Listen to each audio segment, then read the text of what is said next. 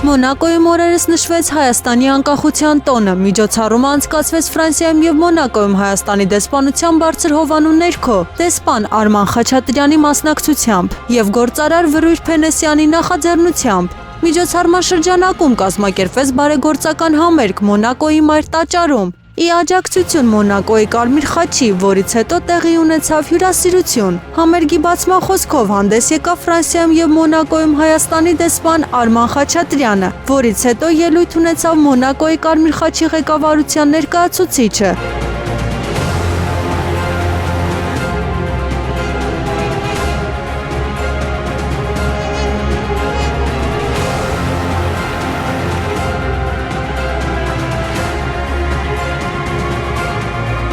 Միջոցառմանը ներկա են Մոնակոյի արտաքին գործերի և համագործակցության հարցերով նախարարության ներկայացուցիչներ, ազգային խորհրդի անդամներ, մշակութային և հասարակական գործիչներ, ինչպես նաև հայկական համայնքի ներկայացուցիչներ։ Վրույր Փենեսյանի խոսքով հայ մշակույթի տաղանդավոր գործիչների՝ դաշնակահարուհի Նարէ Արղամանյանի (Վիեննա), սոպրանո Անուշ Հովհաննիսյանի (Լոնդոն), տենոր Տիգրան Մելքոնյանի (Նապոլի), մեծոսոպրանո Սոֆիա Թումանյանի (Հռոմ), դուդուկահար Արտյոմ Մինասյանի (Փարիզ) անզուգական կատարումները հիացրին հանդիսատեսին։ Նրանց շնորհիվ երեկոն լցվեց ջերմությամբ, հուզմունքով և հայ մշակույթի անքակտելի ոգով։